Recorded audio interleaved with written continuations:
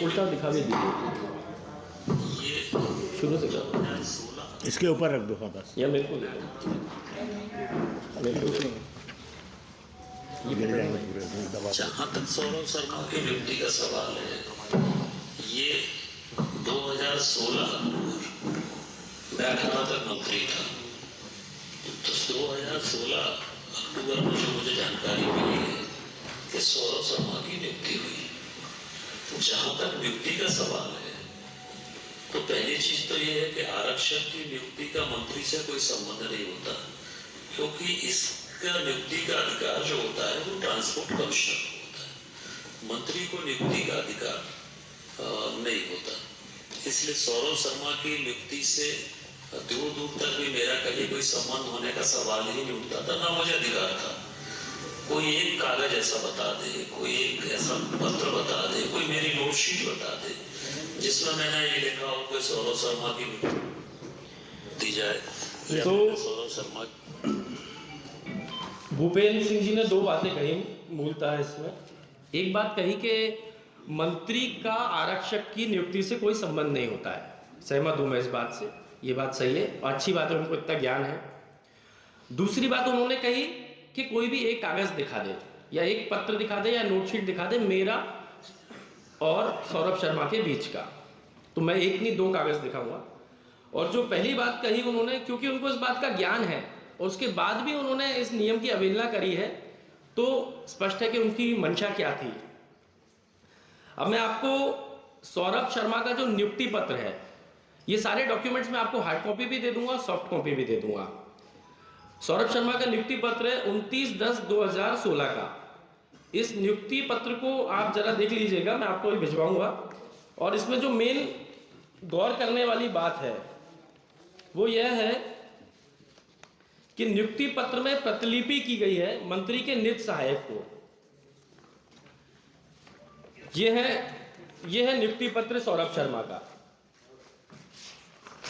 नियुक्ति पत्र में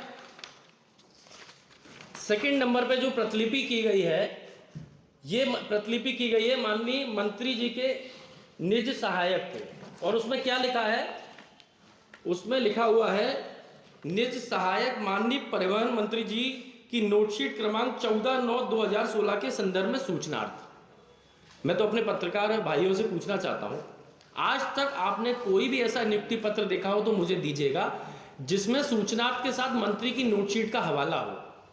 कोई भी नियुक्ति पत्र आपने देखा हो तो मुझे प्लीज दीजिएगा। इससे स्पष्ट है कि नियुक्ति पत्र में भी बता रहे हैं कि आपकी जो एक नोटशीट थी उसका जिक्र है और उसके दबाव में हमने नियुक्ति करी और हम आपको सूचना दे रहे हैं। अब आगे बढ़ते हैं। अब आते हैं मंत्री जी जो दूसरी बात कह रहे थे कि मेरा कोई भी सौरभ शर्मा से ताल्लुकात नहीं है, कोई भी एक पत्र ऐसा दिखा दो, तो एक कागज दिखा दिया, अब मैं दूसरा दिखा रहा हूं, ये सबसे महत्वपूर्ण है। दूसरा कागज है, यह है माननीय भूपेंद्र सिंह जी के हस्ताक्षर के उनकी खुद की नोटशीट। ये नोटशीट भी मैं आपको उपलब्ध करवाऊंगा। इसमें माननीय पूर्व मंत्री जी का साइन है और सिग्नेचर के साथ माननीय मंत्री जी लिख रहे हैं। पढ़ के चला दीजिए ना, इसी में लिखा ना जो वो नहीं एक मिनट, मैंने उसका वो बना लिया, मेन जो समरी है उसमें, इसमें माननीय मंत्री जी लिख रहे हैं अपनी खुद की नोटशीट में हस्ताक्षर करके लिख रहे हैं, श्री सौरभ शर्मा ने अनुकंपा नियुक्ति प्रदान किए जाने होते हुए अनुरोध किया है। श्री शर्मा को अनुकंपा नियुक्ति प्रदान किए जाने का प्रकरण कलेक्टर जिला ग्वालियर द्वारा पत्र क्रमांक फलाना फलाना दिनांक 12/8/2016 के माध्यम से आपको प्रेषित किया। अतः श्री सौरभ शर्मा को अनुकंपा नियुक्ति प्रदान किए जाने संबंधी प्रकरण अपने अभिमत सहित प्रस्तुत करें। ये मंत्री ने नोटशीट, पहले तो मंत्री जी ने झूठ क्यों बोला? मंत्री जी ने बोला कि कोई भी एक कागज ऐसा दिखा दे जहां उनका सौरभ शर्मा का कोई ताल्लुकात हो। मंत्री जी जब ये खुद बोल रहे हैं कि नियम ये कहता है कि आरक्षक की भर्ती में मंत्री का कोई हस्तक्षेप नहीं है, तो ये आरक्षक की भर्ती के लिए मंत्री अभिमत क्यों मांग रहे हैं जब नियम विरुद्ध खुद ही उस नियम को बता रहे हैं और खुद ही नियम को तोड़ रहे हैं। अब इससे भी महत्वपूर्ण बात कि क्यों मंत्री जी डायरेक्ट इसमें इन्वॉल्व थे, ये मैं आपको बता देता हूं। इसमें जिस कलेक्टर के पत्र का हवाला दिया है 12/8/2016 का एक कलेक्टर का पत्र है। ये जो पत्र है ये कलेक्टर ने, ये पत्र भी मैं आपको उपलब्ध करवाऊंगा, ये है ये पत्र है। अब इसमें खास बात देखिएगा, कलेक्टर ने एक पत्र लिखा है ट्रांसपोर्ट कमिश्नर को, परिवहन आयुक्त को पत्र लिखा, इसकी एक कॉपी करी संचालक को, एक कॉपी करी सीएमएचओ को, एक कॉपी करी सौरभ शर्मा को। इसमें मंत्री को कहीं कोई कॉपी नहीं है। लेकिन माननीय मंत्री जी की सौरभ शर्मा के प्रति चिंता इतनी थी कि उन्होंने इस पत्र का स्वतः संज्ञान ले लिया। कलेक्टर ने मंत्री को बोला ही नहीं है, कलेक्टर अपने विभाग के एचओडी को बोल रहा है, जो परिवहन विभाग के एचओडी उनसे बात कर रहा है, लेकिन मंत्री उस पत्र का हवाला स्वतः ले रहे हैं। तो क्या मंत्री की संलिप्तता नहीं है? क्या मंत्री का इसमें इंटरेस्ट नहीं है? अब इसको मंत्री जी बताएं। दूसरी, पिताजी का स्वर्गवास हुआ स्वास्थ्य विभाग में। चलिए मान लेते स्वास्थ्य विभाग में जगह नहीं थी, ठीक है, तो मध्य प्रदेश में इतने सारे विभाग हैं, सिर्फ परिवहन विभाग का चुनाव कैसे हुआ? नगरीय में हो सकता था नियुक्ति, गृह में नियुक्ति मिल सकती थी, स्वास्थ्य में नियुक्ति, स्वास्थ्य में तो चलिए जगह नहीं थी।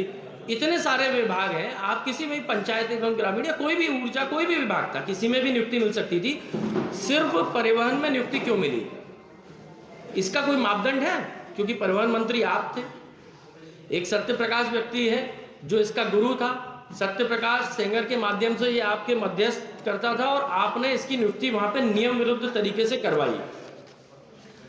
अब मैं इसमें और आगे बढ़ता हूं। एक जो अनुकंपा नियुक्ति का नियम है 4.1, ये आपके नॉलेज में आ चुका है।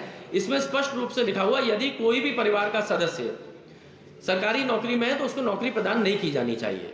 इनके भाई छत्तीसगढ़ की शासकीय सेवा में पदस्थ है, सचिन शर्मा नाम है। जब वो पदस्थ है तो ये नौकरी मिलनी नहीं थी। अब वो कह रहे हैं कि सरकार कहेगी इनने तो हलफनामा दिया था, एफिडेविट दिया, लेकिन उस हलफनामे की जांच करना एचओडी और विभाग का कर्तव्य है। उसका भी नियम चाहेंगे, मैं आपको बता दूंगा। ऐसा नहीं कि हलफनामा दिया और उस हलफनामा के आधार पे आप किसी पाकिस्तान के व्यक्ति को भी नौकरी दे दोगे, बोले वो तो हलफनामा दिया, ऐसा थोड़ी होता।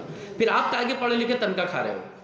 तो इन लोगों ने हलफनामा जानबूझ के झूठा लिया और सुनियोजित तरीके से उसको नौकरी प्रदान की गई।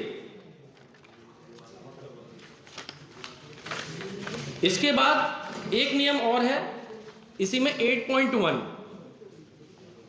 सितंबर 2014 की अनुकंपा नियुक्ति की गाइडलाइंस है और 8.1 स्पष्ट रूप से यह कहता है कि यदि विभाग में जगह नहीं है, मान लीजिए स्वास्थ्य विभाग में स्वर्गवास हुआ है पिताजी का और स्वास्थ्य विभाग में जगह नहीं है, तो ऐसी स्थिति में क्या करना चाहिए? उसका नियम यह है कि आप विभाग को अवगत करवाएंगे और संबंधित व्यक्ति को अवगत करवाएंगे और उसके बाद उसको कॉन्ट्रैक्चुअल नियुक्ति देंगे, परमानेंट नियुक्ति नहीं देंगे, कॉन्ट्रैक्चुअल नियुक्ति देंगे और संविदा शिक्षक के रूप में भर्ती करेंगे जब तक पद वहां पे क्रिएट या रिक्त नहीं हो जाता। ये आप उसको देख लीजिएगा। जब नियम है तो फिर आपने कॉन्ट्रैक्चुअल नियुक्ति क्यों नहीं दी? और कॉन्ट्रैक्चुअल नियुक्ति दे देते तो ये जो सोने के बिस्कुट है, आज ये मध्य प्रदेश में बिस्किट सामने नहीं आते, मध्य प्रदेश की बदनामी होने से बच जाती। ये वो पूरी नियमावली है, ये मैं आपको व्हाट्सएप पे और अपने ग्रुप के माध्यम से उपलब्ध करवा दूंगा।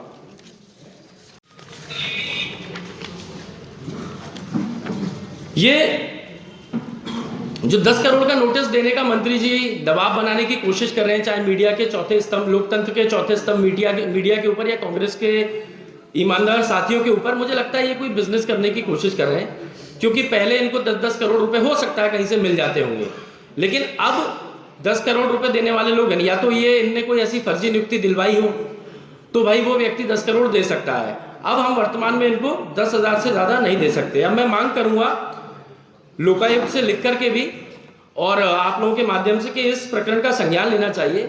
भूपेंद्र सिंह जी के ऊपर एफआईआर दर्ज होनी चाहिए। उनके जो पीए ओएसडी हैं, जो ट्रांसपोर्ट के वरिष्ठतम अधिकारी हैं, जो उनके पीए थे, जो सत्यप्रकाश, इन सबके ऊपर एक एफआईआर दर्ज होनी चाहिए। और क्योंकि यह स्पष्ट है, इन तथ्यों से स्पष्ट है कि पूर्व मंत्री जी झूठ बोल रहे हैं। पूर्व मंत्री जी ने नोटशीट लिखी, पूर्व मंत्री जी ने, और जो नियुक्ति भी प्रदान हुई है सौरभ शर्मा को, उसमें भी उनकी नोटशीट का हवाला देकर के उसको नौकरी मिली है। इन सारे तथ्यों से स्पष्ट है कि पूर्व मंत्री भूपेंद्र सिंह की पूरी संलिप्तता इसमें है। भारतीय जनता पार्टी की मुझे लगता है अनुशासन समिति जो है उसने रिटायरमेंट ले लिया है, उसको निल घोषित कर देना चाहिए। क्योंकि भूपेंद्र सिंह पूर्व मंत्रियों के मीडिया को तो झूठ बोल ही रहे हैं, साथ में पार्टी के वरिष्ठतम प्रदेश अध्यक्ष, उनके खुद के प्रदेश अध्यक्ष, उनको भी चुनौती दे रहे हैं। कह रहे हैं कि वीडी शर्मा पार्टी बन गए हैं, कह रहे हैं अपने ही जिले के एकमात्र मंत्री को कह रहे हैं कि वो जेल जाएंगे। और खुरई महोत्सव अभी हुआ वहां पर भी कुछ पोस्टर बांटे गए, उसमें मुख्यमंत्री का भी फोटो गायब कर दिया। तो वो ऐसी अनुशासनहीनता कर रहे हैं और मुझे लगता है भारतीय जनता पार्टी के नेता, चाहे प्रदेश अध्यक्ष हो चाहे मुख्यमंत्री हो, उनको थोड़ा साहस इकट्ठा करना चाहिए कि ऐसे भ्रष्टाचारी लोगों के ऊपर तत्काल कार्रवाई करें, उनको तत्काल नोटिस इशू करें और तत्काल पार्टी से बर्खास्त किया जाना चाहिए। मेरी ये मांग है प्रदेश अध्यक्ष और मुख्यमंत्री जी से।